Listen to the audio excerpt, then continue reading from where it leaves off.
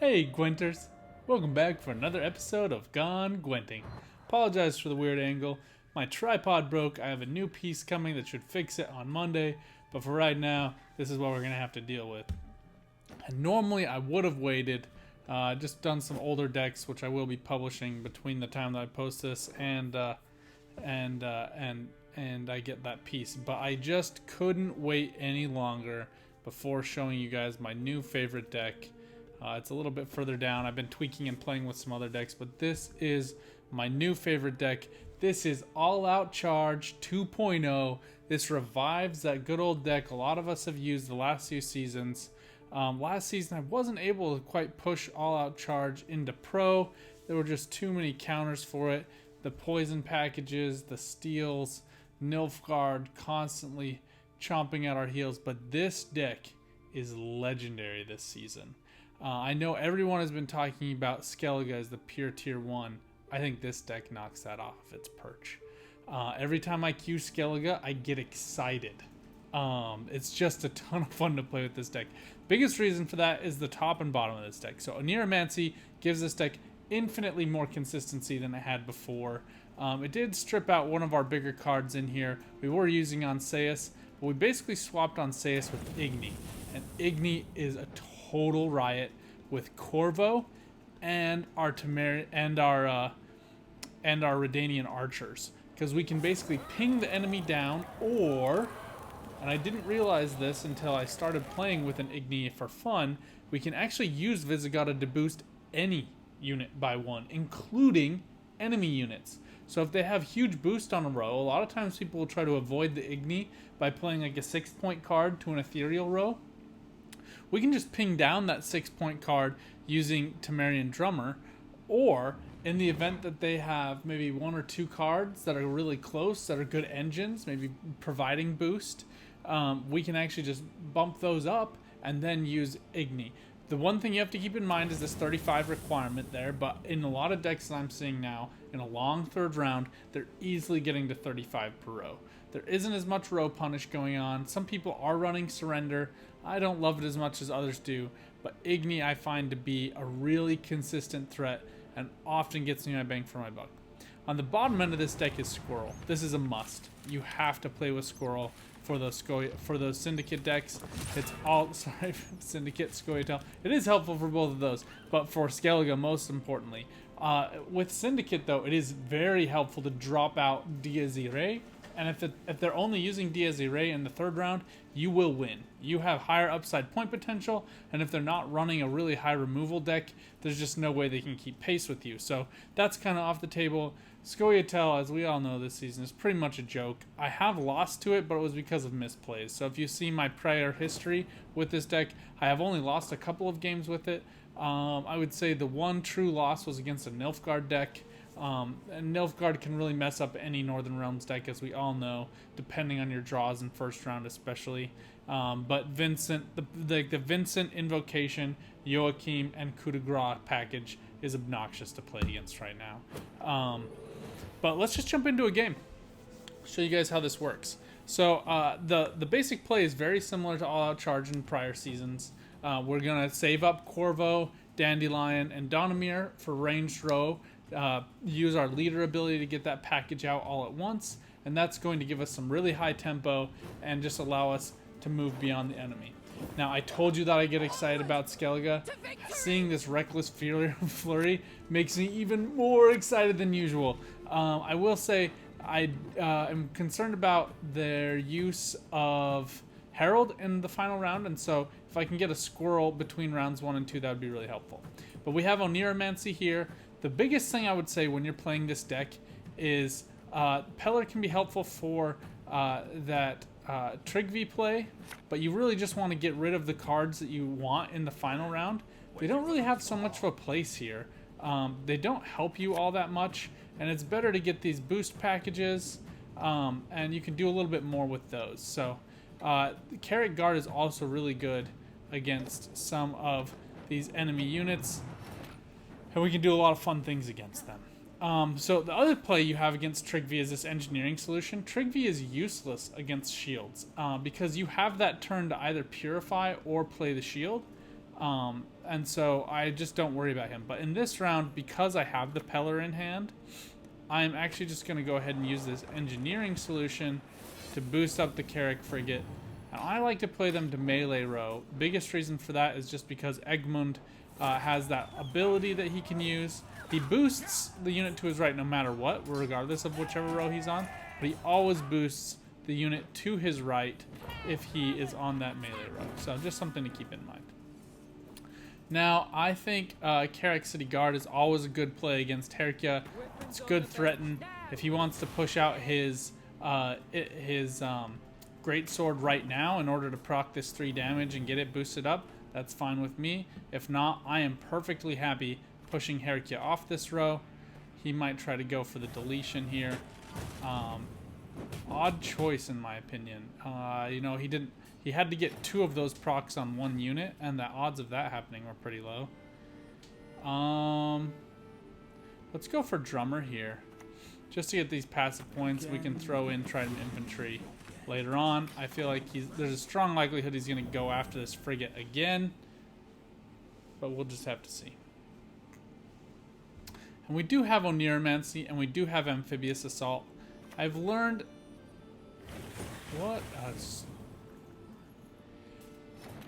I've learned a lot of things, but I do want to pause here for a second. If you are playing as Skellige, do not overplay. You need consistency, and you need patience. Killing off that Carrack City Guard removed 1 boost per turn. He got practically nothing out of that. What a waste, in my opinion. Now, actually, here I have Amphibious Assault and Oneiromancy. I'd like to keep Oneiromancy just in case I need to pull out like a Strays of Spala. And you'll notice I do have a lot of movement cards. But Amphibious Assault here, it does play for the most points on Cadwani Knight in a very short round. So it's always good to kind of keep around.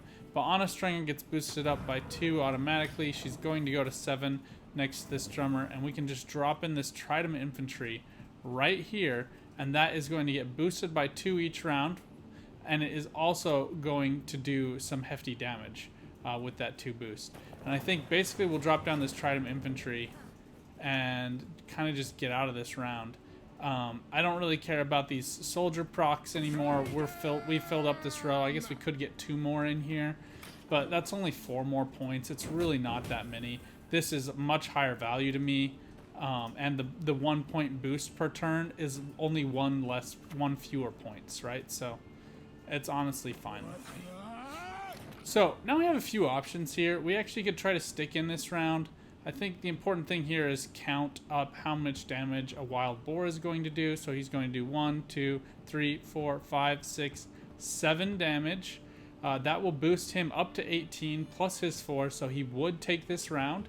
If there's a way for me to get past that, that would be great.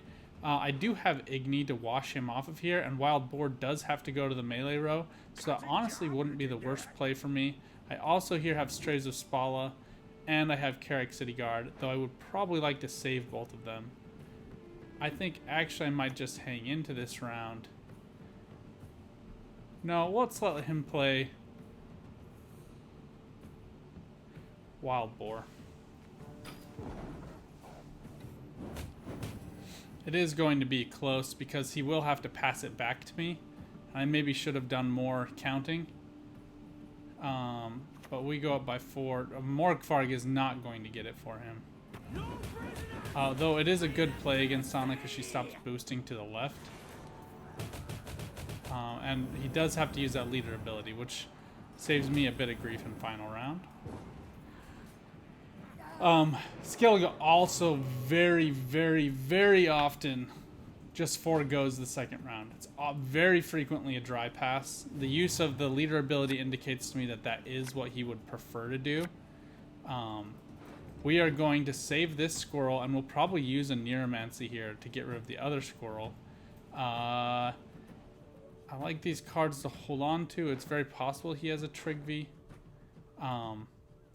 But I kind of doubt it. Let's put this Peller back in, just because Trigvi is worthless against this Donamir, and we do have a Oneiromancy to grab it if we need it for the final round. Otherwise, I'm okay with this.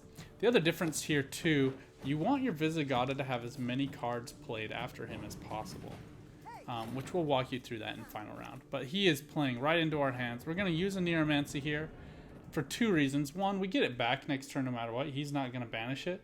But I also don't want to draw this extra squirrel. I don't have any need for it. I don't have any purpose for it next round. But I do want to get rid of this Greatsword. And you say, well, what about Herkia? What about Morkvarg? No, those are good cards. But Harald does not resurrect those cards. Harald can only resurrect a warrior that is in the graveyard. So we get rid of this Greatsword. He has nobody to resurrect. And at the beginning of our turn, probably around third round or so, we can go ahead and drop down that other squirrel. Very few packages are running double squirrel. And for that, Skellige gets into this overly comfortable position of thinking, oh, I can just grab that Morkvarg later on. I'll let his Corvo boost up that Donamir to 15 points, and then I'll smash it with a hammer, get 1,000 points off of that guy, boost up my Greatsword, and they just don't see it coming. It is just a fantastic blindside.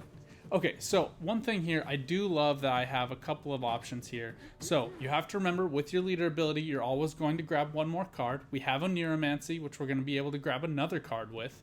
And then we will have another grab with Amphibious Assault.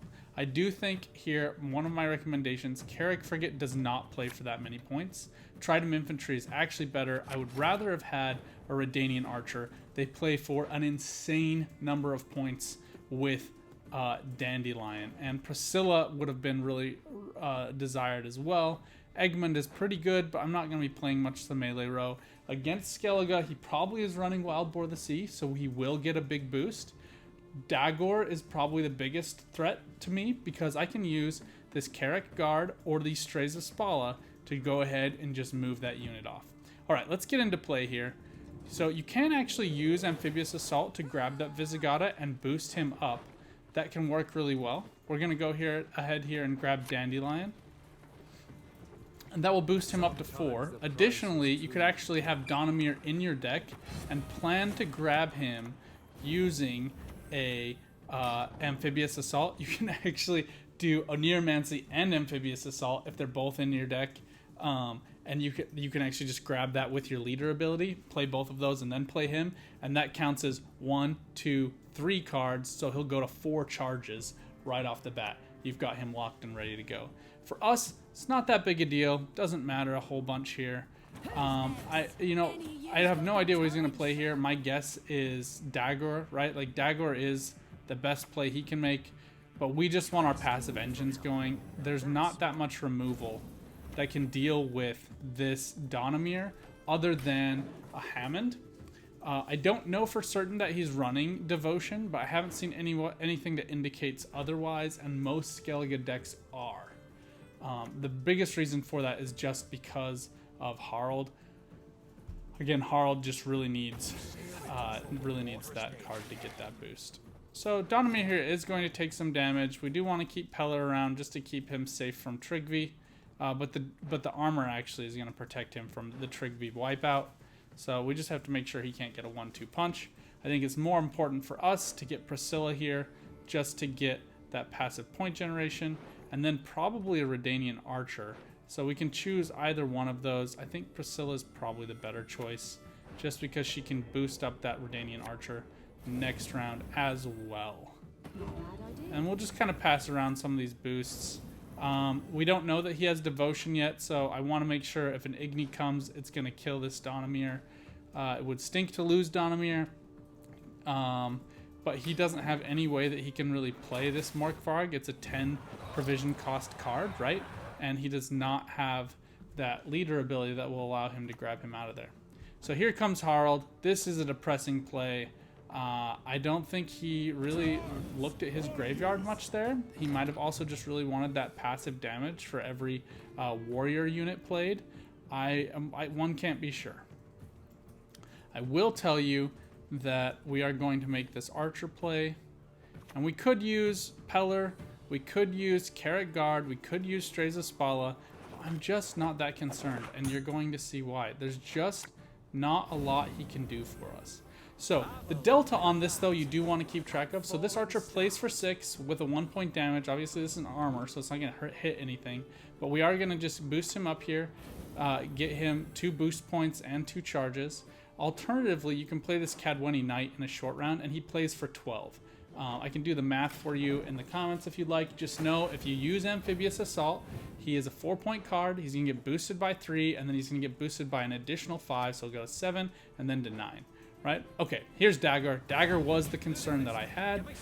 We are going to be able to go up to 6 right here, so we are just going to get rid of Dagger. I don't want to mess with him. The other option that we do have, though, is we could just wait for him. We could just wait for him to get boosted. And just because this is an educational experience for science, we're going to do it a little different. So we're going to come here. We're going to drop down these charges. We're going to drop down Peller. Peller will be a target on that row, so I don't know. Let's see. We don't have quite enough spaces. So we'll go ahead and purify this Covenant of Steel. And he is probably wondering, why didn't he kill my Dagger? Well, it's because we want to have a little bit of fun with it. So we need to make sure this goes at 35. That's the one concern we have.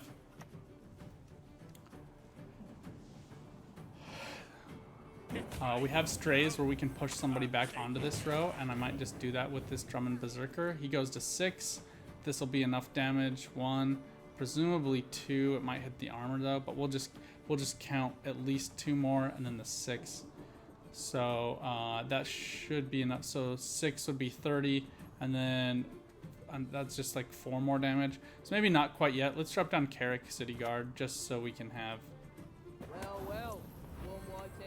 some stuff going on here. And we do need to be a little concerned about that Trigby. We'll use a few boosts, but we want to just keep the rest in tow. I mean, technically here, we're going to go up to 10 boosts, and we could just like boost this up. So it's 10 total.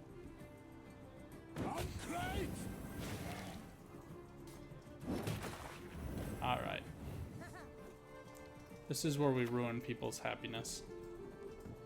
Alright, he's at 33.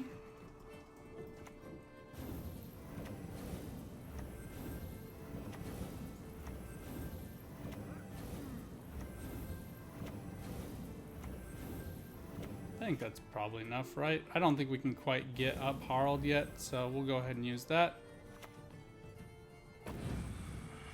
And that's how you use Igni in an all-out charge deck against Skellige. I mean, clip that, do whatever makes you happy, but I mean, the rest of this is just rude, right? Honestly, I feel guilty playing this deck against Skellige. I legitimately do. This is like one of those counter decks that is like, oh, what did you just do to me? This is no longer fun. You have taken away the fun of this game by what you just did to me. And we're not even done. We're not even done with what we're gonna do here. Our next big play that we have is Visegard. And if you have played Visegard in All Out Charge, you know 2 things. 1, there's a lot of boosted units. I think he may have just dropped out, but I'll kind of explain this. There's a lot of boosted units. So he's gonna get a lot of charges. Right now, I think we have 1, 2, 3, 4, 5, 6, 7 units on the board. We'd get enough charges to boost all of them up. So he'll get his 1 base charge that he starts with, plus 7 more charges. He only gets boosted for the additional charges, but note that only is not a relevant word in that sentence. He's going to get boosted for the additional 7 charges. So he goes down for 5, gets boosted by 7 points to 12, and then he's going to do 8 points of damage wherever we want. We still have that Redanian Archer locked and loaded for another 3 points. I mean, we're just like, we're ready. Let's play. Let's go. Let's go all day long, Skellige. You don't stand a chance against Northern Realms. It is just, it's candidly broken, this deck is against Northern Realms. And I love that. Sorry, Northern Realms deck is broken against Skellige. I love that. I think it provides such a great balance in the game. I think that the nerf, in my opinion, was premature.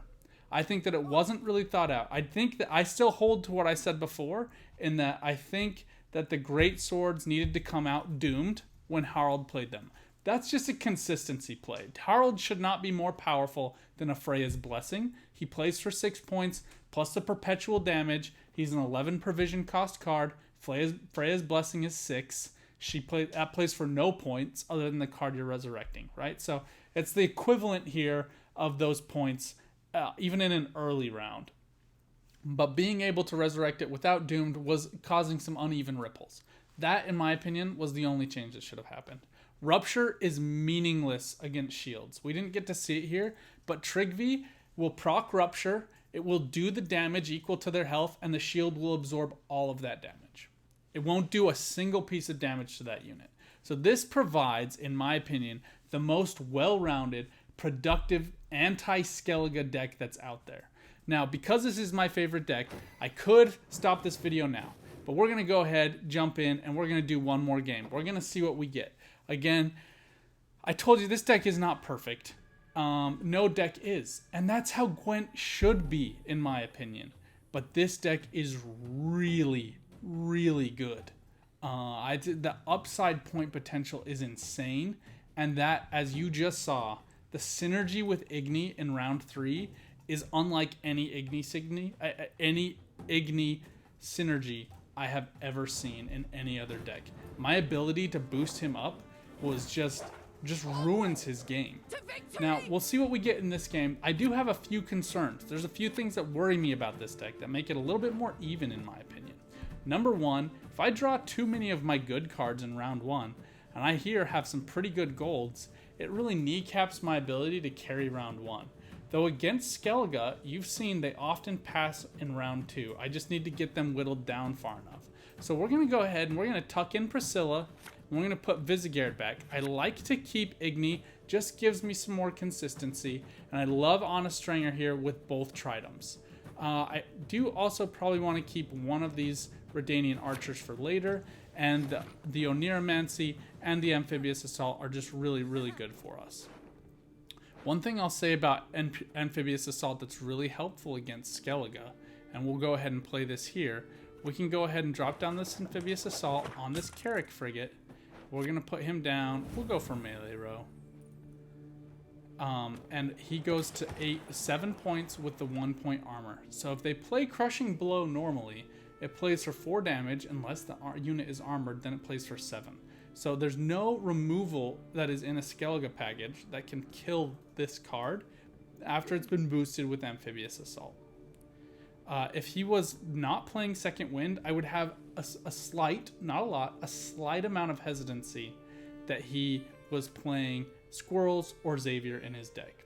Granted, I think I should see more of these Skellige decks because you guys know how I love to play. Some Sun Tzu Art of War going on. Trick your opponent.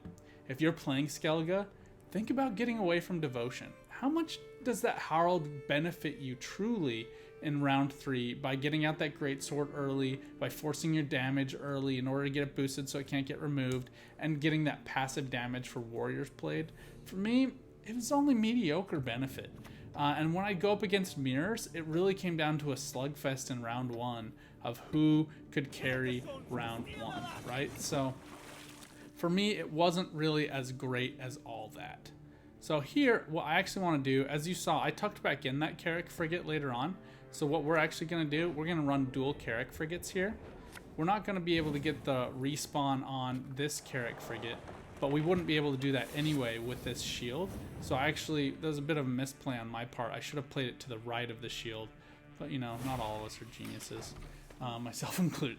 But this is, Carrack Frigates are really good in round 1. They put some pressure on the opponent. They threaten removal, which really helps save you in round 3. I think they were actually one of the best adds to this deck. And the other thing too is these Temerian Drummers going down from 6 to 5 provisions was incredibly helpful. We didn't get any of them in hand, which is a bit frustrating. This is a poor play.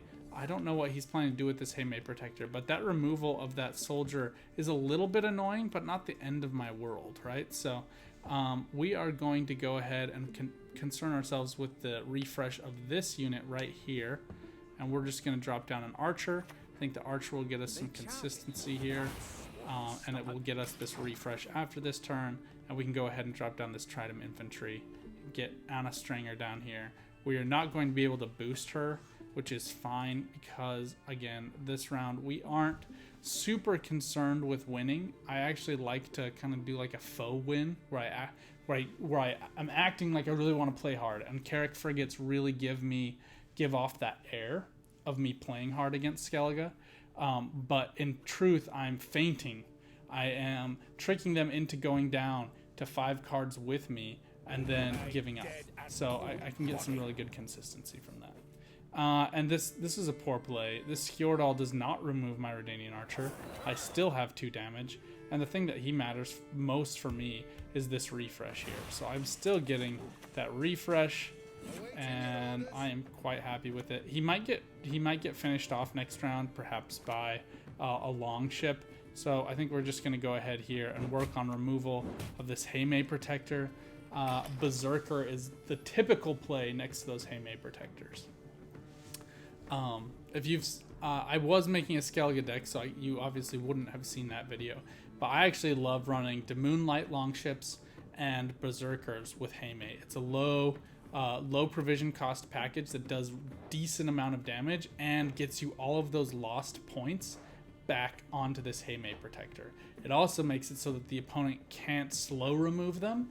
They have to use Crushing Blows or other units that do immediate removal in order for you to stay ahead. So just something to keep in mind.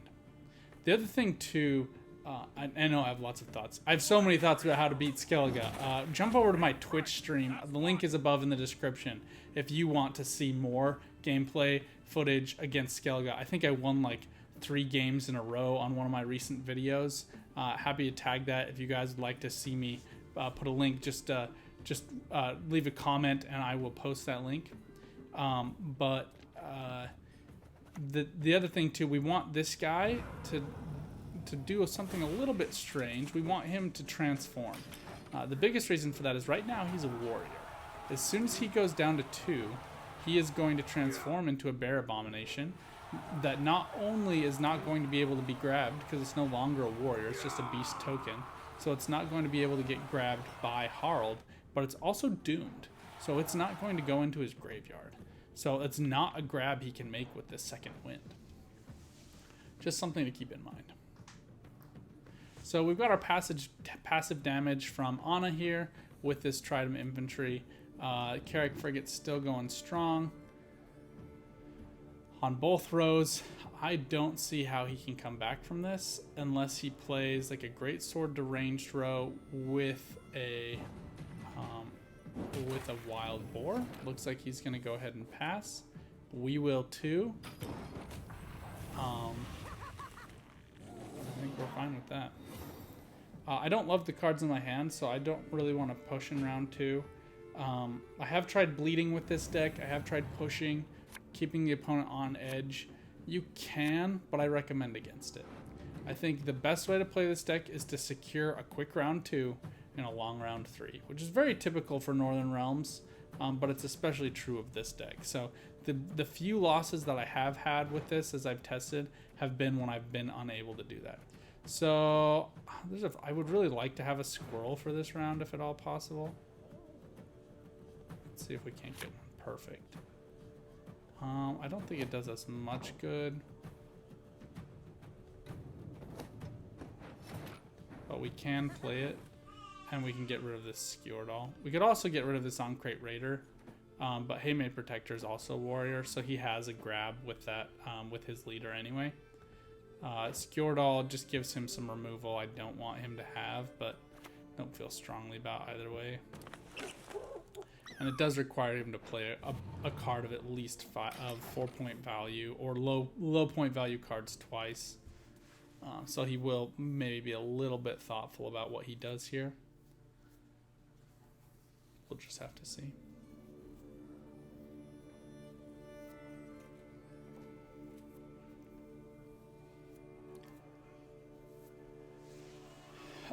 Other thing I would say too when you're facing Skellige is just keep in mind what the worst cards that you could see are, right? Trigvi as the immediate removal is nullified by Donimir, both by the shield and by the armor. Wild Boar of the Sea can be pretty dangerous, but Visigoth is going to get you boosts, so just make sure you don't let any unit go into red at a minimum. Boosted is even better. Morkvarg, don't boost up Donimir to 15 points. I mean, it's really the best thing I can tell you. Nobody's really running Gremist, so they don't really run a Purify. there's enough transforms, there's enough point package that it's just not a necessary choice to make. He is going to get this Berserker, and he is probably going to be able to keep it. So it'll go down, it'll do damage. If he decides to pass here, it'll stay at 3, and then it'll go to his graveyard. So it is one that he can grab. Though I anticipate seeing those on crate raiders again.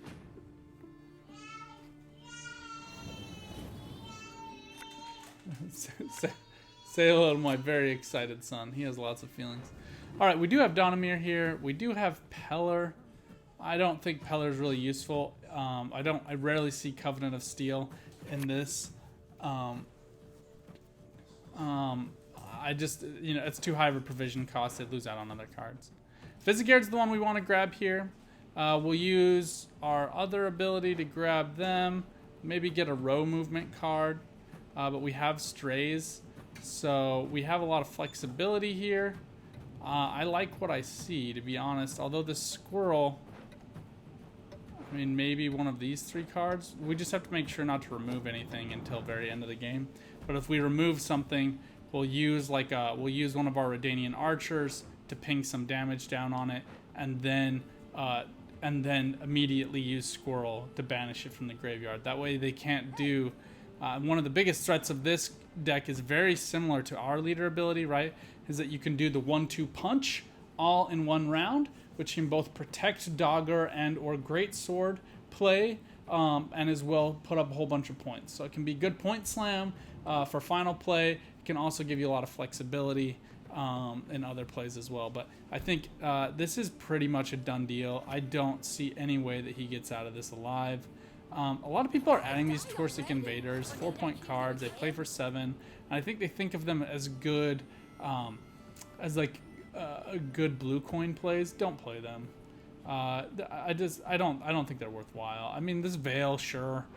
Who's running a poison package against Skellige and is going to poison a Torsic Invader? There's no upside point potential there. It's not an engine. Doesn't give you anything else. The only reason I'd play them is after you play Harald to proc random damage.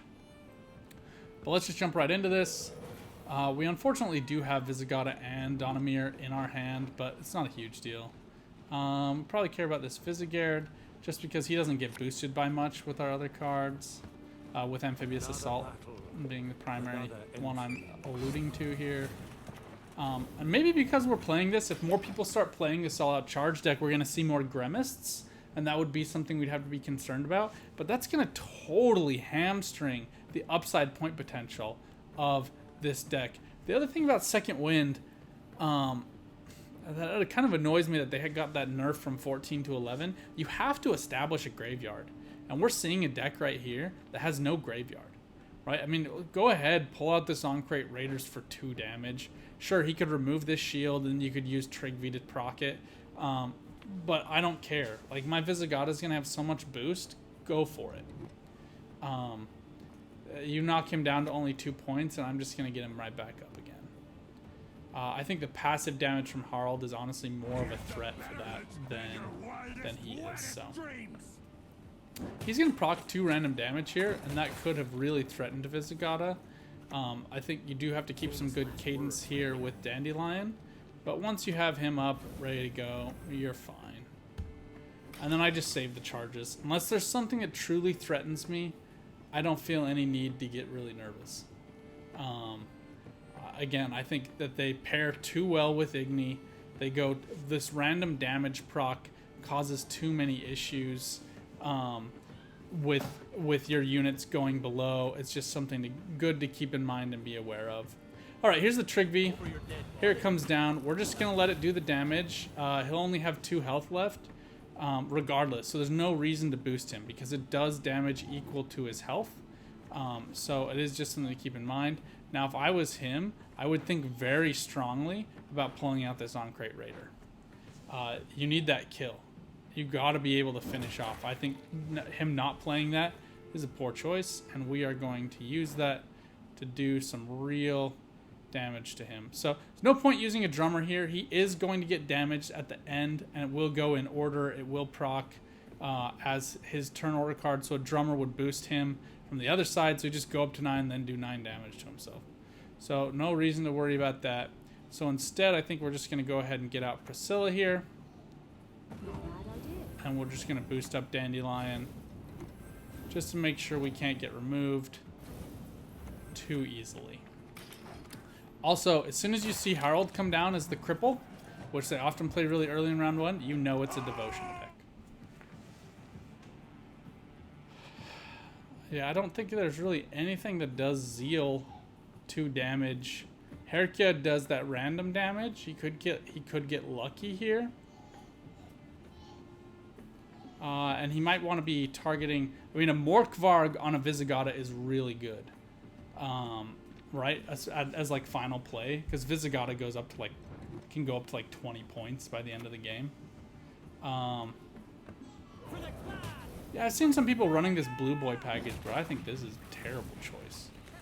Like, if you're... the random damage is not good with Skellige Greatswords. Just because you don't know where the damage is going to land. But again, who am I? Just a guy who plays. I'm going to go ahead and grab this Redanian Archer. Play is very similar to our last game. And then one thing, if you guys don't know this, we're going to go ahead and pass over that damage. We have enough to boost up Donamir back up to 7. And we're going to go ahead and do that. But you can click on, if you're, obviously I play on iPad, but if you're playing on a computer, you can do this as well. Just click on the number score, and you can see the row values as well. So I just like to keep these in mind. I'm at 35, so if he wanted to kind of do like a targeted Igni right now, it would kill this Redanian Archer. Again, I'm not concerned about Igni. I know he's running Devotion, because that's Harold the Cripple. He would otherwise be Harald King, and he would not proc that random damage, right? So we could actually grab Peller right now and just take care of him, but I don't see any reason to do that. It's not high enough for us to be able to use Igni, but I think I kind of want to be trending towards the boost, actually. What do we still have in here? This Heimei Protector or this Ankret Raider. He's going to get 3 damage, so he goes to 7. He plays for 8 no matter what. I mean, do I have any other passive engines I really want to get going? Maybe we use a Neuromancy, grab Egmund, but let's just do that with the Squirrel next turn. That's the most points, I think.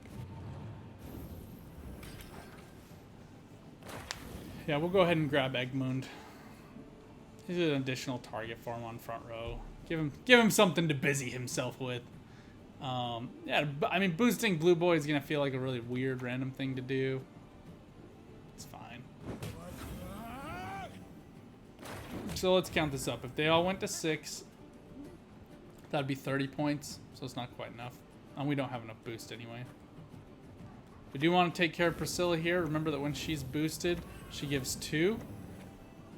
So just something to keep in mind. We'll go for a Neuromancy here. We'll drop down Egmund. Get that passive boost. Bleed for him. Yet what do I get?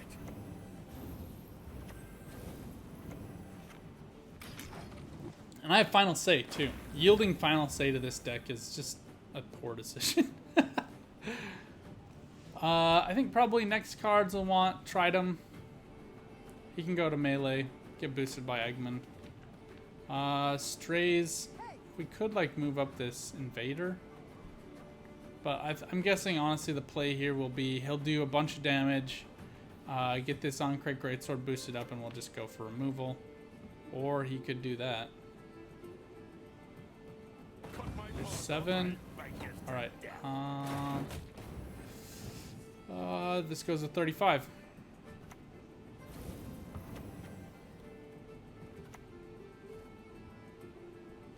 Last words. That's the way it's done, ladies and gentlemen. Once again, this Visigoda target boost in order to get that removal is just insane. And I'm just really annoyed at this Blue Boy. I don't want him getting boosted up. Yeah, he's doing some annoying damage, and that could have killed off Igni. It's true, but that's fine. That would be 1 fewer... I guess it's 2 fewer points for Visigoda, right? Because he does that extra damage, and he gets that extra boost.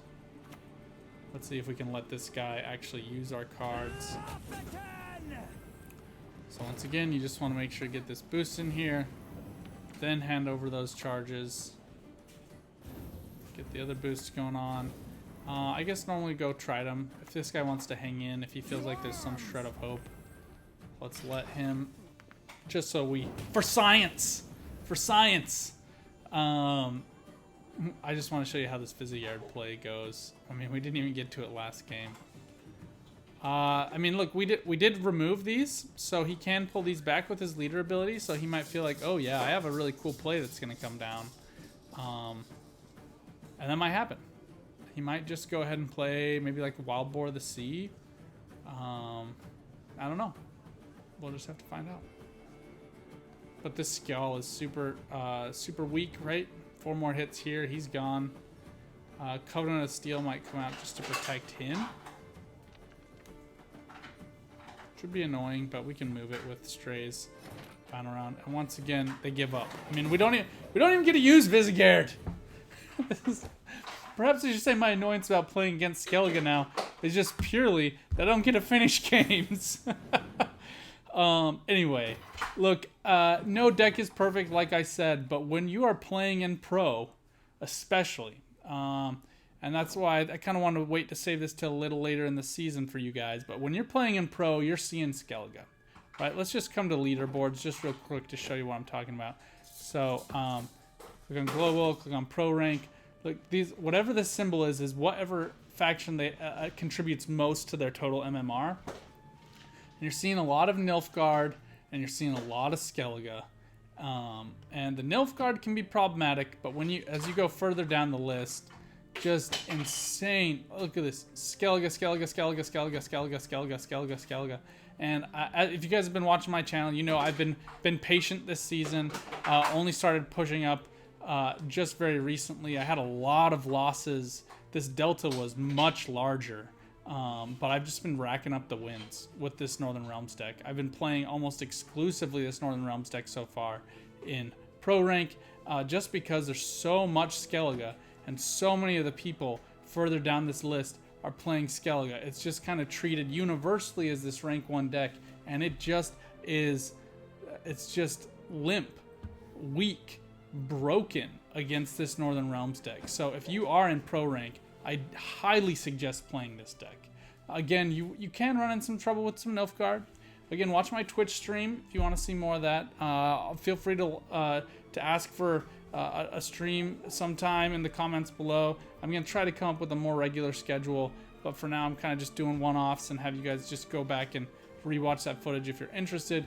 But you can see how it can get negatively affected by that Nilfgaard deck, especially. The biggest weakness to this one so far I've found is when you get bled in round 2, then you can run into some big problems. But if that's not what's happening to you, you can make some crazy inroads against basically any other faction. The one other one I will say, I had some random losses to a weird Scoia'tael deck. But I'm fine with that. There's no perfect deck, and there shouldn't be. Perfect decks should be nerfed. And this Scoia'tael deck that beat me is not perfect against, I would guarantee you, it will lose against the Skellige Wild Boar play. It's just a wide dispersion deck using Deadeye Ambush, and so you can get a lot of damage with that. But it is, you know, again, no deck is perfect, but this deck is as good as it gets, in my opinion, especially for Northern Realms. Some of the other downsides you have from other Northern Realms decks you really don't have here. And Igni with Vizigata and the Redanian Archer and Vizigard, who we haven't even been able to play yet, give you so much flexibility, so much removal power. It annihilates a Cahir in those huge boost plays where Cahir's getting up to 50 points against this Vizigata, and you just get rid of him. So, you know, lots of upside, tons of fun, high tempo, and sometimes nerve-wracking round ones, but that's what Gwent's about. Get out there, have fun, and keep on Gwenting.